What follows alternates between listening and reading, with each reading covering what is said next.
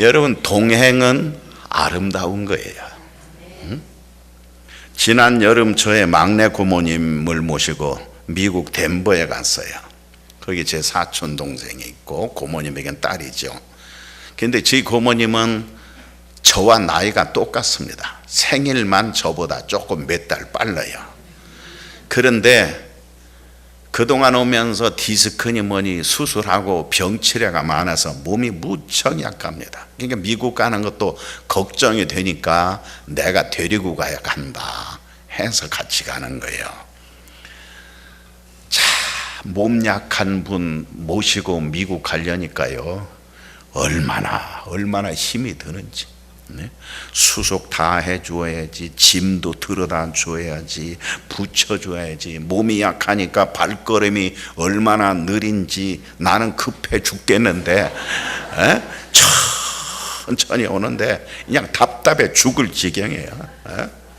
속에서 막 부글부글 막 끓어오르는 거예요.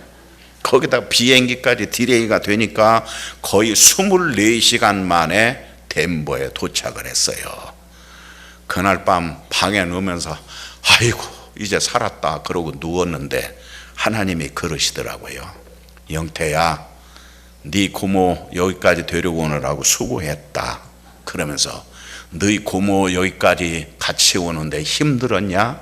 그래 제가 예, 너무너무 힘들었습니다 그랬더니 하나님 하는 말이 내가 너와 같이 가는 게 더 힘들다 그래.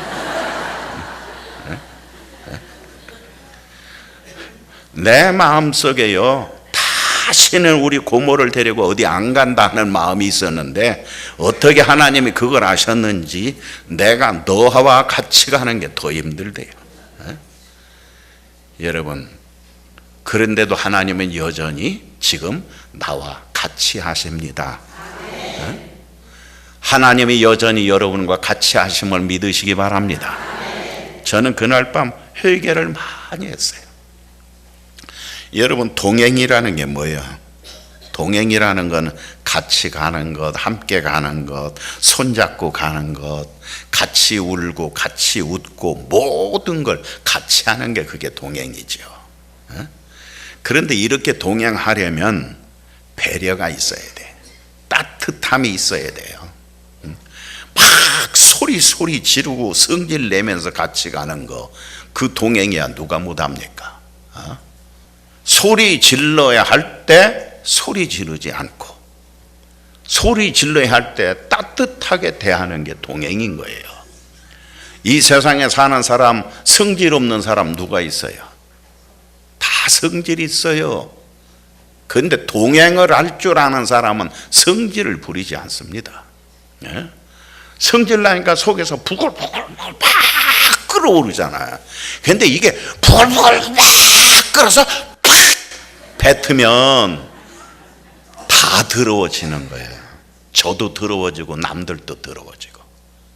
그러니까 우리가 동행을 하는, 하나님의 자녀로서 동행을 하는 사람이라면 성질이 올라올 때, 부글부글 막 끓어올 때 그래도 주여 하고 이렇게 끌어내려야, 그러면 덕이 되는 거 아니에요? 모든 사람에게 은혜가 되는 거 아니에요? 그게 하나님의 사람이 동행하는 자세지요. 여러분, 사람은 태어나서 죽을 때까지 사실 수많은 동행의 자리에 서게 되는데, 동행을 잘하기 위해서 사랑이 필요하고 인내가 필요하고 용서가 필요하고, 때로는 내게 엄청난 손해가 와도 그 손해를 감수하며 같이 가는 거예요.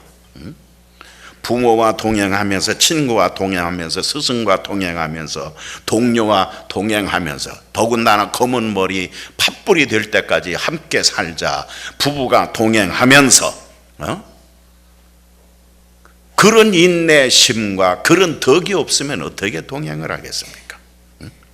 누구와 동행을 하든 동행은 아름다운 것입니다. 제가 이 설교를 준비하면서 동행을 치느라고 타작이 키를 동행하고 쳤는데요, 앞에 글을 보니까 동행이라고 쳐져 있지 않고 똥행 이렇게 쳐져 있어. 아니 이게 왜 이래? 그래서 다시 그걸 지우고 다시 동행 그렇게 쳤는데도 여전히 똥행이래요.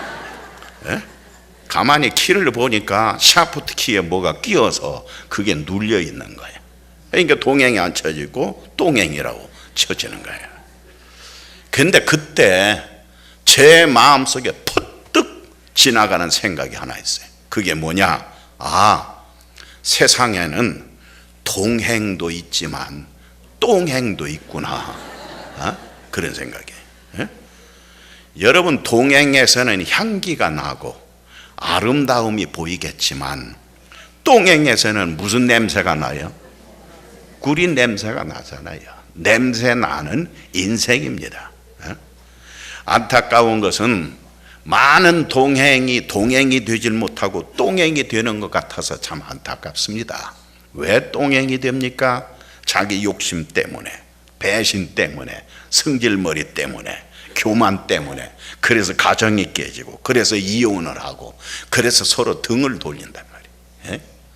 저는 가끔 어떤 소식에 어느 교회가 쌈질하다가 둘로 갈라졌다, 그런 소식을 들을 때 마음이 참 안타까운 거예요. 왜 동행을 못하나 그 말이에요. 최성수라는 가수가 동행이라는 노래를 불렀더라고요. 그래서 그 가사가 어떻게 생겼나 궁금해서 찾아봤어요. 그랬더니 이런 가사네요.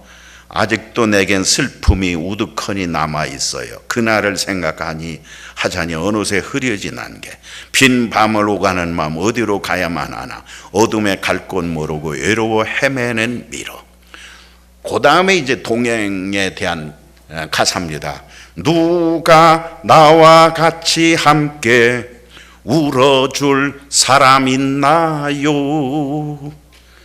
그런 노래야. 누가 나와 같이 함께 따뜻한 동행이 될까? 사랑하고 싶어요. 빈 가슴 채울 때까지 사랑하고 싶어요. 살아있는 날까지. 가사를 보니까 참 그럴듯한데 가만히 조금 집중해서 생각해 보니까 이 노래가 아름다운 노래이긴 한데 그 기준이 자기중심이에요. 자기중심이야. 내가 슬프다, 내가 외롭다, 그러니 누가 나와 같이 해주겠는가? 나와 같이 해주면 내가 사랑해 주겠다, 나와 같이만 해주면 내가 살아있늘까지 사랑하고 싶다. 바로 그런 내용이에요. 우리는 살아가면서 정말 중요한 것 알아야 됩니다. 동행이라고 하는 것은 나를 버리고 너와 같이 가는 것이라는 것을 우리가 기억할 수 있기를 바랍니다. 그런데 많은 사람들이 서로가 나는 버리지 않고 네가 버려라, 네가 고쳐라. 그런데 그렇게 해서는 세상이 끝나도 동행이 되질 않아요. 나를 버려야, 나를 포기해야, 나를 내려놔야 동행이 되는 거예요. 저는 여러분의 삶에 동행이 있기를 바랍니다. 저는 여러분의 삶에 냄새 나는 동행이 아니라 향기 나는 동행이 많아지기를 주의 이름으로 축복합니다. 보세요. 하나님이 우리와 동행하셨잖아요. 하나님이 성경에 많은 인물들과 동행했어요.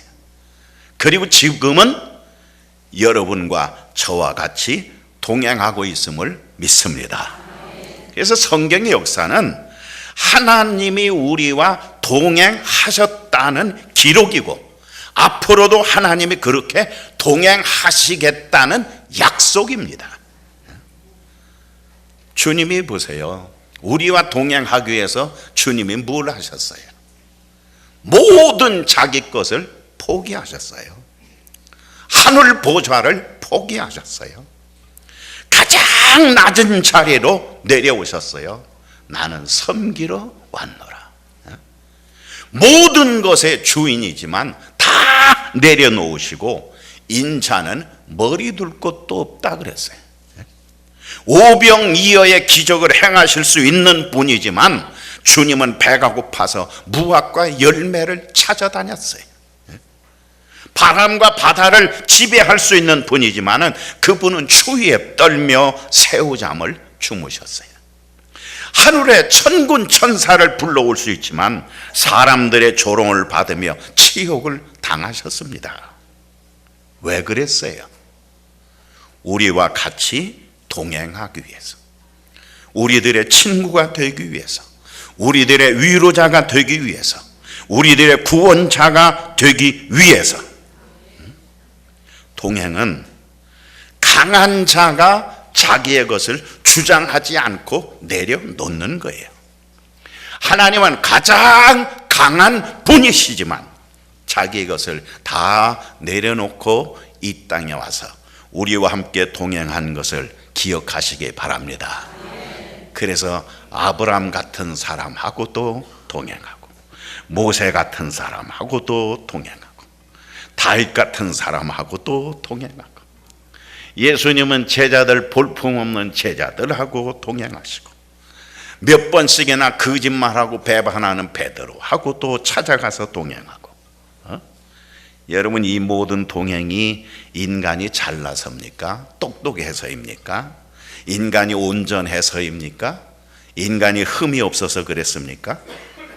한없이 모자람에도 불구하고, 형편없는 존재임에도 불구하고, 배신을 수없이 때리는 존재임에도 불구하고, 실수도 수없이 남발하는데도 불구하고, 쓸데없이 교만하고 의시되고 뽐내는데도 불구하고, 그런데도 하나님이 우리와 내려오셔서 동행하는 거예요. 네가 어디로 가든지 내가 너와 함께 하리라. 세상 끝날까지 내가 너와 같이 하리라. 낮에 해가 상치 않고 밤의 달이 해치 않게 하리라. 너의 출입을 지금부터 영원까지 지켜주리라. 하나님이 동행하신다는 거예요. 내가 너와 같이 동행하리라. 할렐루야. 7살 정도 되어 보이는 아이가 할머니를 도와서 손수레를 끌고 갑니다. 힘에 붙이니까 할머니가 뒤에서 밀어줘도 힘에 붙이니까 리아카를 끌면서 띠뚱띠뚱하고 이쪽 저쪽 흔들면서 그냥 어쩔 줄 모르고 리아카를 끌고 가는 거예요. 그런데 그렇게 끌고 가다가 그만 길 옆에 세우는 차를 피하면서 간다고 하는데도 이게 힘에 붙이니까 하다가 그만 탁 부딪혀서 옆에 있는 차를 긁어버렸어. 그런데 그 차가 보니까 보통 차가 아니라 그 비싼 외제차 아우디라고 하는 차예요. 막 사람들이 모여서 웅성웅성거리고 겁에 질린 아이가 눈물을 뚝뚝 흘리고 할머니는 어쩔 줄 모르고, 이것을 본 학생 하나가 차주인 전화번호를 확인하고 전화를 걸어서 자초지종 얘기를 다 했어요. 그때 한참 있다가 40대로 보이는 부부가 왔습니다. 오더니 소리 지르고, 야, 이 꼬마야, 네 아까를 그렇게 끌고 가면 어떡할래 너? 그러더니 할머니가 그렇게 네 아까를 끌고 가지, 이게 뭐 하는 거야? 이 차 어떡할 거야? 하고 막 소리 지를 줄 알았는데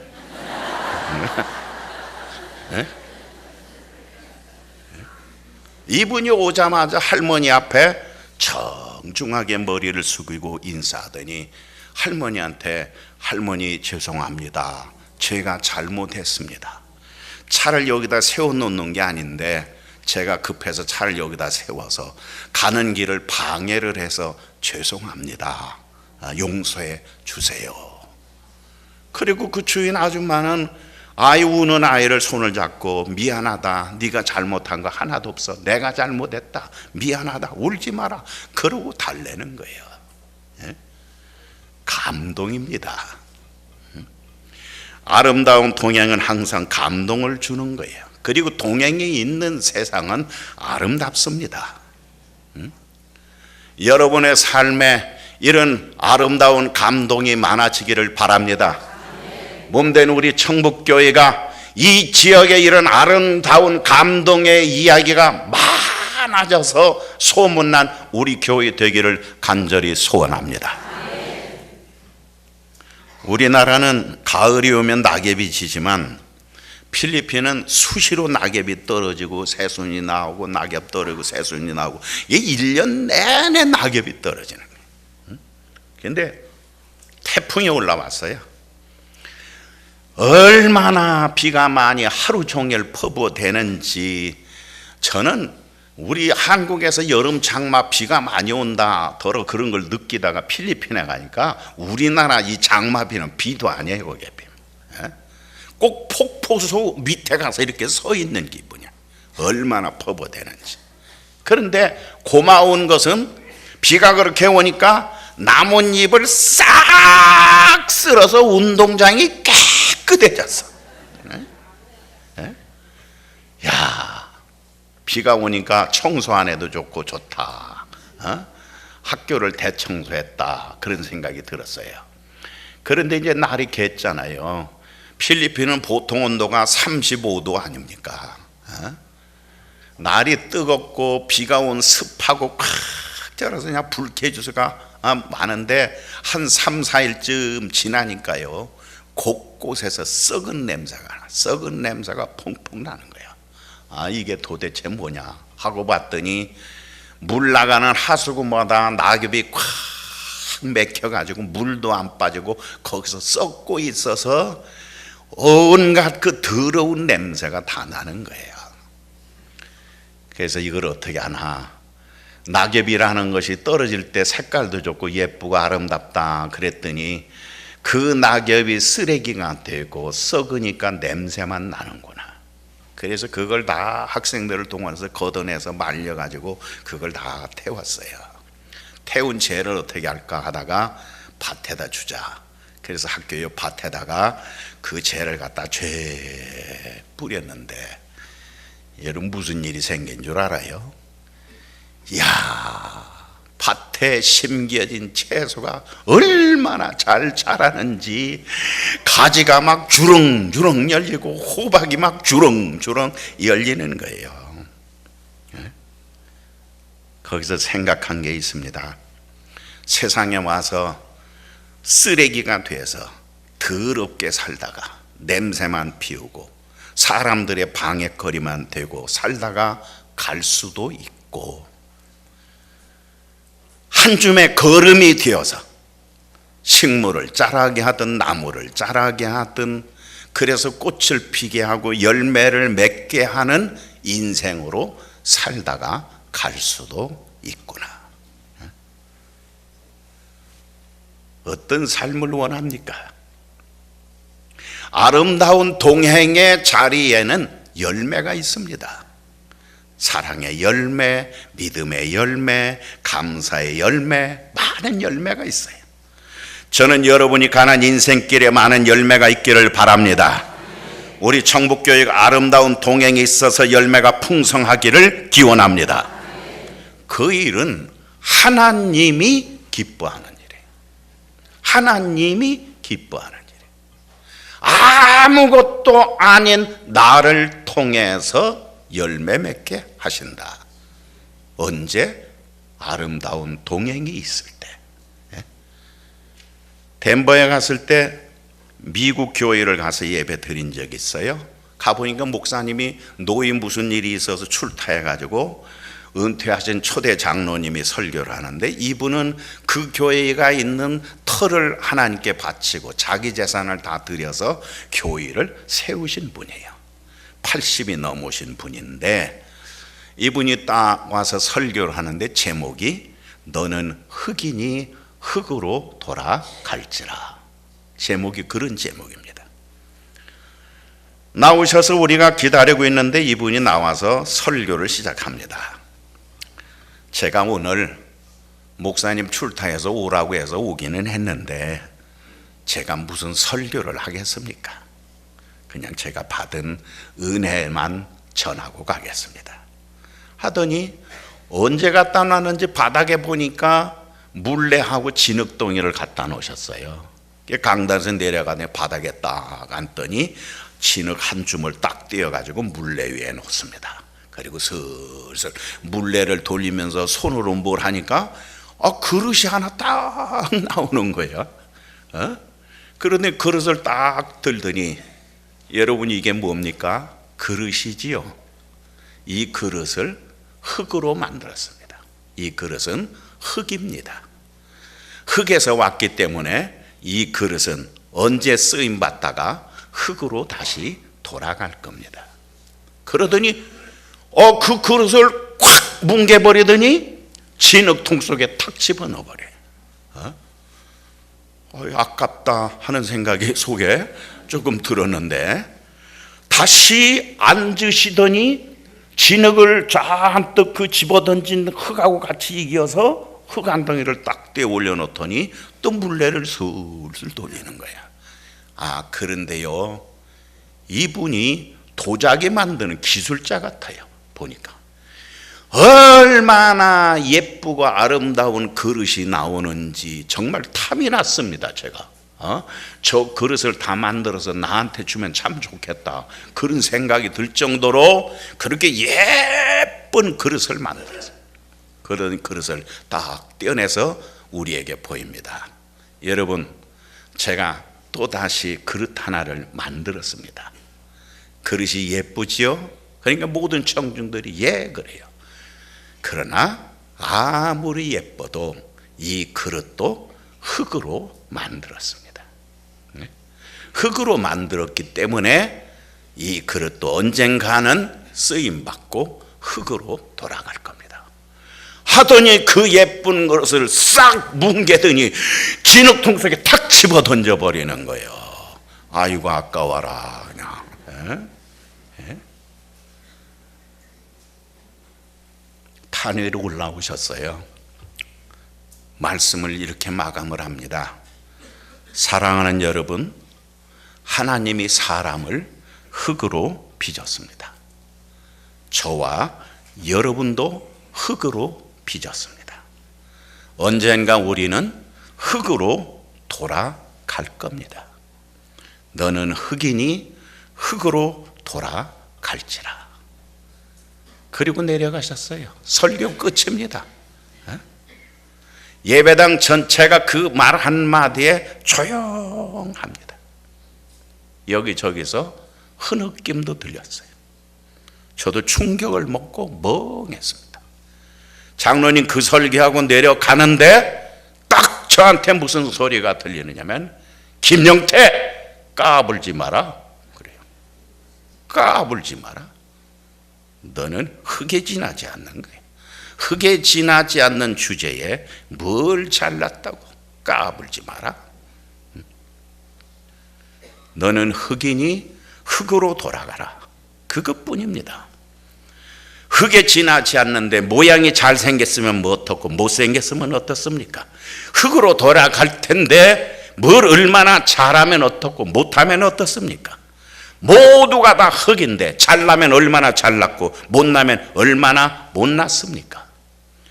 우리는 너나 나나 하나님이 함께 하지 않으면 아무것도 아닙니다.